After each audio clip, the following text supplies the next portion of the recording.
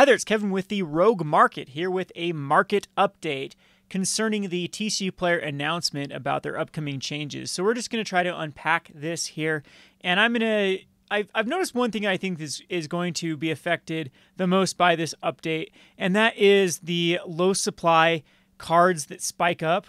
We're talking about the 90 cent and below, or $1 and below, well, specifically $2 and below cards, now have an outlet to be able to be purchased if you are willing just to pay the fee that they're going to put on cards that are under $5, or at least cards that are under $5. So that's the big change. Well, let me give you a little bit of a disclaimer. I am not a fan whatsoever of selling on Tcgplayer. I think it's one of the most awful places to sell. I think that you are going to be very hard pressed if you use their direct, especially, to ever make more than you would just simply buy listing to a vendor, because the Tcgplayer fees, especially their convenience fees, are just absolutely ridiculous for any cards that are under, I would say, even $8. So the way that Tcgplayer directs is TC sells cards on your behalf, but a lot of times they'll just pick one card from you rather than, so a buyer will buy like 20 of a card and they'll pick one card from each vendor so they can charge everyone a convenience fee. And I noticed that going on Tcgplayer. We used to sell with Tcgplayer Direct. We actually used to use a Tcgplayer site for selling cards as well, and just the fees just add up to the point that there's no way ever that you'll be making more money than eBay or just simply buy listing them. Now, people have argued with me with that. Convenience sake, I understand it. If you're in the market of just selling cards and you just want a pain-free way to do it, then yeah, maybe Tcgplayer is a great way for you to go. But at that point, I'd argue that a pain-free experience a lot of times is just buy listing, and that's a lot more convenient and, again, more profitable. So anyway, I have not been a fan of Tcgplayer. I have a couple of like horror stories with them. One involving that I have bought cards directly from Tcgplayer Direct. They spiked up in price, went to resell them back to Tcgplayer. They also run a buy list, and they rejected the cards as not the condition that they themselves sent them to me as. And then another horror story is we used to sell on Tcgplayer Direct, and I believe it was the Sulphur Falls. We had a ton of Sulphur Falls, and we don't sell anything on Tcgplayer at near mint. We never do, because it's just a hassle dealing with the grading Nazis when they want mint cards, not near mint cards, and they want to grade near mint as mint, and so we put everything as lightly played. And so we had some pristine cards that we sent through Tcgplayer Direct.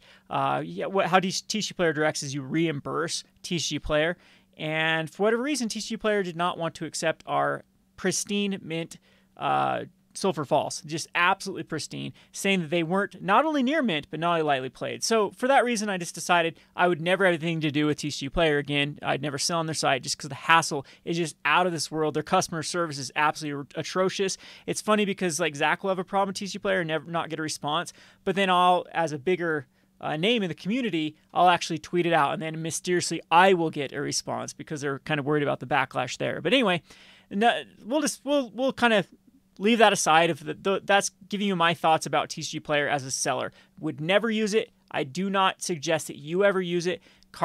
Use CardSphere, use Card Kingdom's buy list, use Facebook pages, use anything, eBay, Amazon, before I would use Tcgplayer. Now, as a buyer, though, I spend a ton of money on Tcgplayer because it's been such a buyer's market for so long. You could get these insane deals where you could make it like when I bought out a bunch of bulk rares for 5 to 10 cents a piece, and is able to like have carts that were like 200 cards, and the buyer has to actually pay the shipping, or the seller has to actually pay the shipping on it, and I basically get all these cards at way under cost. And then you can find these other places that are they'll take bulk rares for 12 cents credit, for example, and just rinse and repeat. There's been a lot of ways that I've been able to make a pretty good profit margin on Tcgplayer at the seller's expense. So Tcgplayer is going to try to address some of those. The first thing they're going to do with this update is they're going to get rid of the $2 minimum order. Now you can order under $2, but then you have to pay the 78 cents for shipping and handling as the buyer, which I think is smart. That's how Card Shark used to work back in the day. That's how Tcgplayer kind of deplatformed Card Shark, though, or not deplatformed, but kind of outcompeted, was they made it such a buyer's experience that it forced all the sellers to go over to Tcgplayer. And Card Shark basically has dismal sales compared to TCG Player now. I mean, how many of you have even heard about Card Shark? It still exists. It's something that I used to use a long time ago, but even I haven't really even checked their website out in a long time.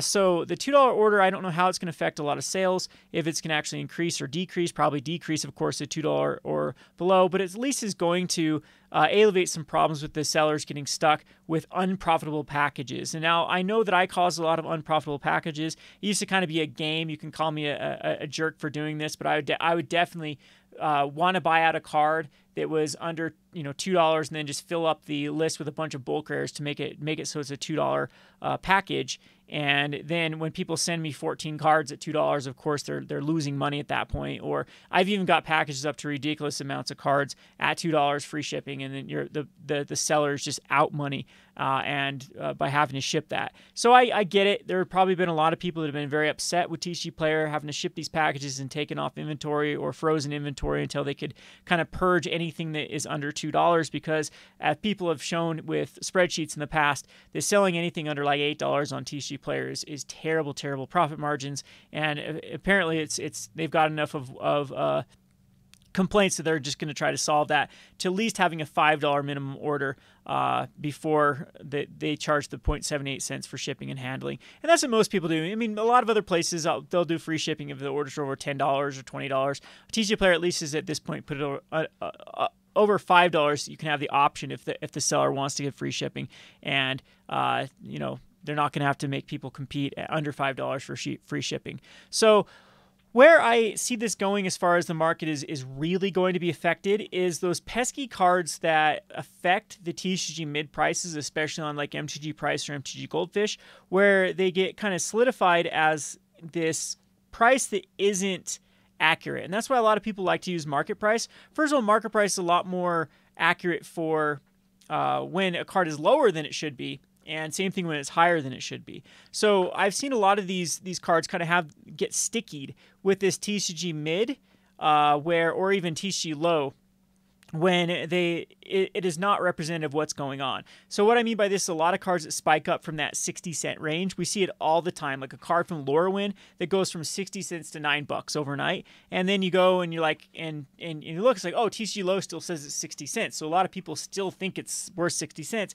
It actually hampers the growth of the card actually going to where the real world value is. And it's because these cards get stuck in the you can't check it out mode that TCG Player used to have. And now it actually makes sense to actually pay 78 cents plus 60 cents to be able to actually check out a cart for all those Petsy one-ofs where that used to be.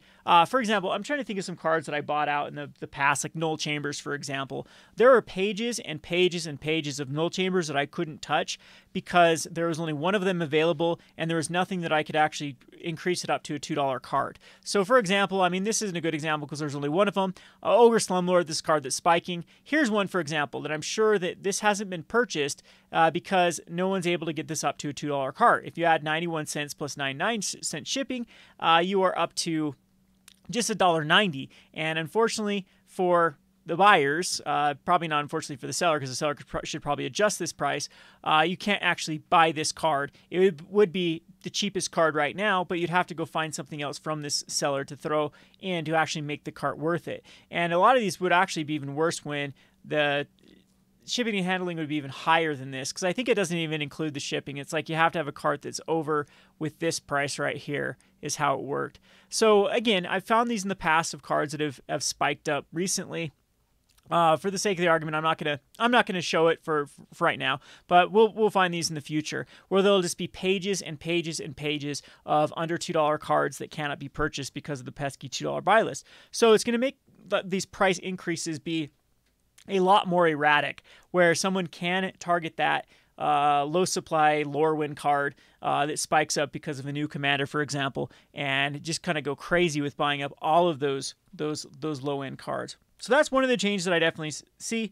Some of the other changes here is that they're going to make the TCG Player Direct a little bit better. And again, from my experience of selling on direct, it was absolutely ridiculous when TCG Player took one $4 card from me charged me a convenience fee as well as a listing fee. Like, they did not get rid of it. Like, you would think that the convenience fee would supersede the listing fee, but nope, they still charge you all of the fees on top of a 78-cent fee for selling via direct, because, hey, we're saving you money by having you only ship one package to us nonsense, which was just absolutely ludicrous, where Tcgplayer was thinking that was the case, where, you know, a lot of our packages were set up so no one would want to buy one $5 card for us. They needed to buy more to make it worth their value, but Tcgplayer could just pick like a $2 card or a $1 card, and we have to send it direct. That will make sense if you've ever done direct before. And so again, I've sworn off direct, and at least they've seemed to alleviate that a little bit by they're going to split the cost of that shipping replacement cost. So the replacement cost will increase 6 cents and 25 cents to match the USPS increase. However, they are going to make it so that they're not going to take anything, I believe, below. They're not going to charge that under $3. There we go. So I don't know, again, how I feel about this. There's a lot of people that actually don't like the changes. If you go over to the MG Finance Reddit, it's still, I mean, it's a step in the right direction for Tcgplayer, at least for selling on Tcgplayer, but I still do not recommend selling on this platform. However, this is going to make some very, very interesting things for buyouts on Tcgplayer with the $2 minimum decreased. And again, for the vast majority of people, they're not going to notice this. But for all of you that do, like me, have this sort of scraping the barrel mentality where we like to target low supply and low price cards, because a lot of times the sky's the limit and we can get around that pesky $2 minimum with Tcgplayer. So again, we'll look at those type of cards, and mark my words, you're gonna see some more erratic changes in those type of low-end cards. Anyway, I hope this video is helpful. If you disagree with me, feel free in the comment section why you like Tcgplayer. But I mean, I've just crunched the numbers. People have shown spreadsheets here and there where it's just Tcgplayer doesn't really make up eBay until you're like, what, in the $15 to $20 mark, and then it takes a lot of money to where it actually makes sense to sell on this platform over anything else. It really is just the eyes, and that kind of switches if it switches from more of a seller's market rather than a buyer's market. I don't know, they could just lose their entire edge that they have over other platforms. So I don't know. One of these days, though, I hope we do get a real competitor with Tcgplayer. Haven't been a fan of Crystal Commerce, haven't been a fan of eBay, haven't been a fan of Amazon or Tcgplayer, just because the fees are just they don't make sense for like these small end orders, like the typical transaction. I think that someone said the typical transaction is like $7, I think, is all. That's the average transaction. And so you think the average transaction on Tcgplayer is actually, you know, down to where the profit margin or the margins are after fees are like 60%, which is pretty bad. At that point, you can definitely buy lists and come out better.